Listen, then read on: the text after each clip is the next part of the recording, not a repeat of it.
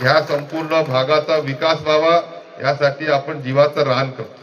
म्हणून तुमची मागणी फक्त 10 लाखाची होती तागडे साहेब. तुम्ही आता 1 कोटी रुपयाचा मोठा आराखडा तयार करा. तिथे आपल्याला येणाऱ्या पुढच्या काळामध्ये नवीन पिढी घडवण्याच्या दृष्टीने वाचनालय असेल, ई लायब्ररी असेल, ह्या धकाधकीच्या जीवनामध्ये खऱ्या अर्थाने चांगल्या रस्त्यावर नेण्याचं काम जर कोणती पद्धती करते तर ती विपश्यना पद्धती करते. त्याचं एक सेंटर या 1 कोटी रुपयाच्या माध्यमातून जर आपण इथे उभं करू शकलो तर ह्या संपूर्ण परिसराच्या समाजाच्या दृष्टीने याच्यापेक्षा दुसरं चांगलं कार्य होऊ शकणार नाही.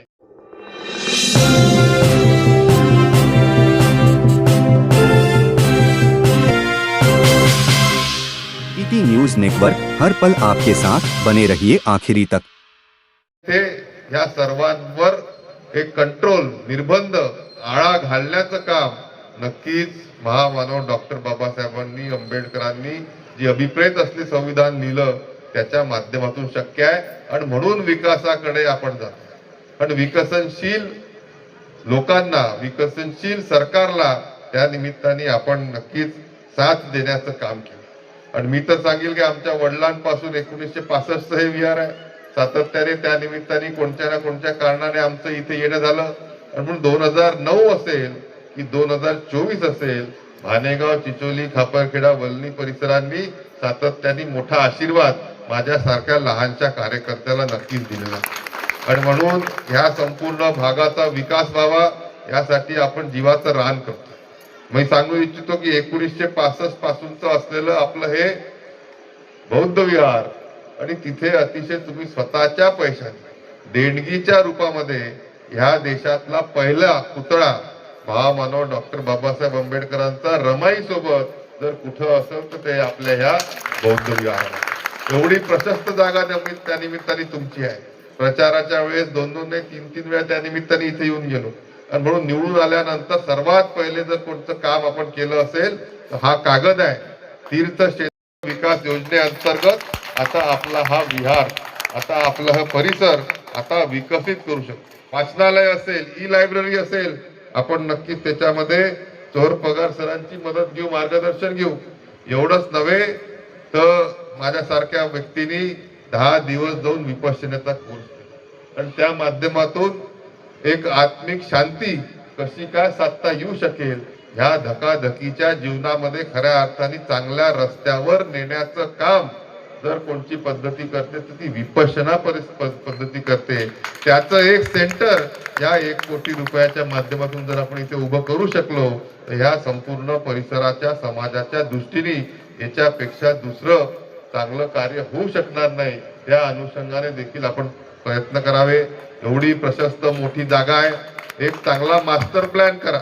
शेवटी एवढ्या मोठ्या विहाराचा काही एका वर्षामध्ये एका याच्यानं काही भलं होणार नाही आहे. पण येणारे 15-20 वर्ष टप्प्याटप्प्याने आपण फेजेस मध्ये या संपूर्ण विहाराचा कसा काय कायापालट करू शकतो. आणि ह्या संपूर्ण जिल्ह्यामध्ये अतिशय ग्रामीण भागामधले सुंदर असं विहार, त्याच्यामध्ये वर्षवासाचे कार्यक्रम असतील, याच्यामध्ये विपश्यनाचा कोर्स असेल, याच्यामध्ये आमच्या तरुणांना, महिलांना काहीतरी शिकून जाण्याच्या दृष्टीने वाचनालय असेल, या सर्व गोष्टीचा अंतर्भाव त्याच्यामध्ये करून या संपूर्ण भागातील एक आदर्श व अतिशय चांगलं तीर्थक्षेत्र महामानव डॉक्टर बाबासाहेब आंबेडकरांच्या नावाने आपण जर केलं तर त्यासाठी पूर्ण सहकार्य तुमचा आशीष केल्याशिवाय राहणार नाही असा विश्वास आजच्या दिवशी मी सर्व इच्छा जनतेला नक्कीच देतो.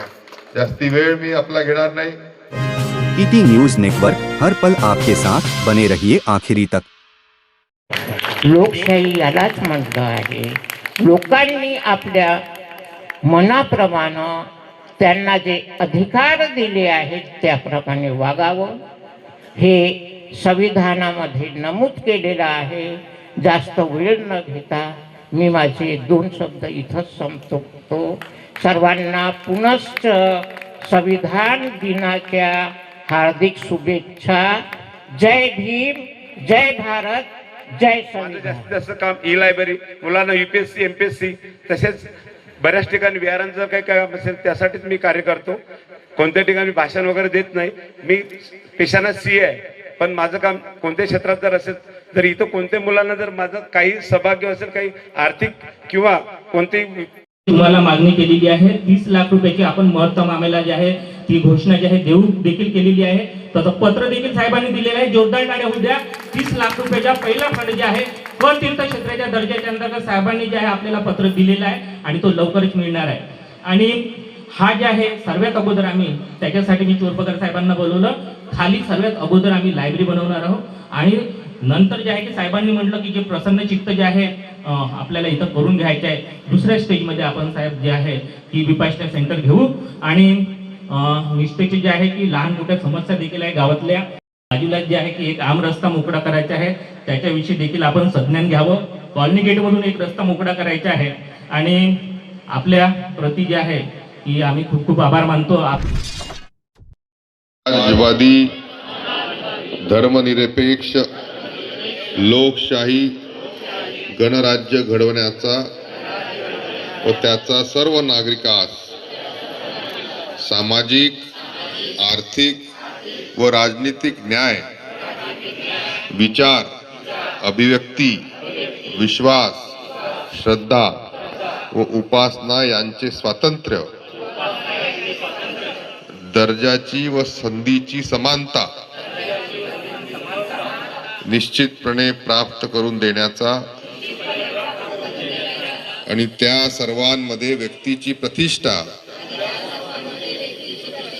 व राष्ट्राची एकता आणि एकात्मता यांचे आश्वासन देणारी बंधुता प्रवर्धित करण्याचा संकल्पपूर्वक निर्धार करून आमच्या संविधान सभेत आज दिनांक 26 नोव्हेंबर रोजी याद्वारे हे संविधान अंगीकृत आणि अधिनियमित करून स्वतः अर्पण करीत आहोत. ईटी न्यूज नेटवर्क हर पल आपके साथ बने रहिए आखिरी तक. विधायक डॉक्टर आशीष देशमुख की उपस्थिति में खापरखेड़ा के नवीन बीना बौद्ध विहार में धूमधाम से मनाया गया संविधान दिवस. खापरखेड़ा स्थानीय भारतीय बौद्ध महासभा, आम्रपाली एवं संघमित्रा महिला मंडल तथा राहुल नवयुवक संघ शाखा नवीन बीना के तत्वावधान से नवीन बीना बौद्ध विहार में संविधान दिवस धूमधाम से मनाया गया. कार्यक्रम का प्रारंभ राष्ट्रगान के साथ हुआ तथा सावनेर कलमेश्वर विधानसभा क्षेत्र के विधायक डॉक्टर आशीष रणजीत बाबू देशमुख ने तथागत गौतम बुद्ध, विश्वरत्न, भारत रत्न डॉक्टर बाबा साहेब अम्बेडकर एवं त्यागमूर्ति माता रमाई की पूर्ण मूर्तियों एवं तैलचित्रों पर माल्यार्पण कर एवं भंदत बुद्धशील द्वारा सामूहिक बुद्ध वंदना लेकर कार्यक्रम का शुभारंभ किया गया.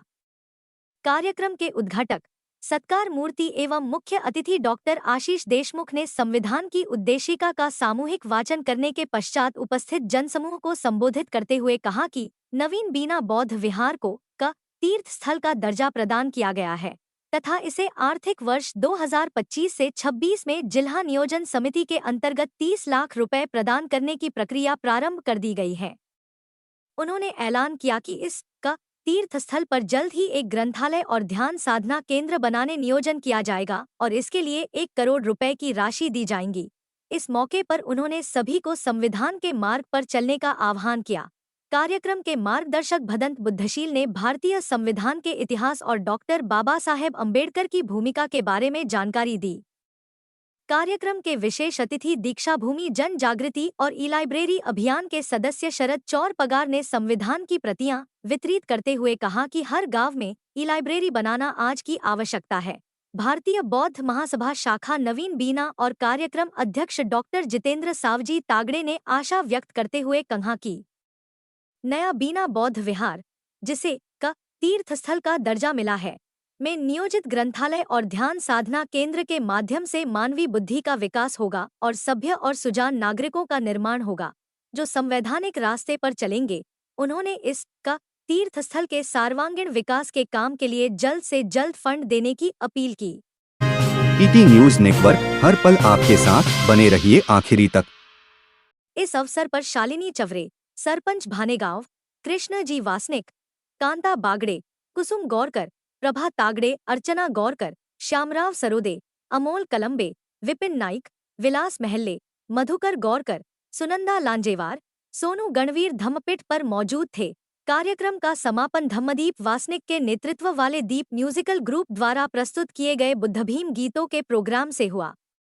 इस अवसर पर उपाध्यक्ष अनिल लांजेवार, सचिव मुकेश बागड़े, कोषाध्यक्ष रविंद्र ढोके, अकाउंटेंट नरेश डोंगरे, आनंद वासनिक, पृथ्वीराज गोलाइत, लक्ष्मण लांजेवार, मनोहर गजभिये, ओम प्रकाश गौरकर, किशोर चौहान, भैयाजी सोनटक्के, अशोक कांबले, अशोक नारनवरे, दत्तगुरु तागड़े, प्रज्ञानंद सावजी तागड़े, अजय ढोरे, मंगेश सोनटक्के, ज्ञानेश्वर ढोके, मिलिंद गौरकर, संजय बागड़े, मंगेश ठाकरे, बेबी वासनिक, मीना मेश्राम, निर्मला चिमनकर, अंजना मेश्राम, मीना नरेश ढोके, सत्यफुला कांबले, सत्यभामा वासनिक, प्रभा लोखंडे, राधा गौरकर, तुलसा गौरकर, कांता गजभिये, वंदना गणवीर, लता खोबरागड़े, कल्पना वासनिक, प्रीति गोलाइत, प्रिया डोंगरे, रोहिणी धनवटे, आशा गौरकर ने कार्यक्रम को सफल बनाने के लिए कड़ी मेहनत की। संचालन मालवी नारनवारे और सारिका तागड़े ने तथा विशाखा ढोके ने धन्यवाद ज्ञापन दिया।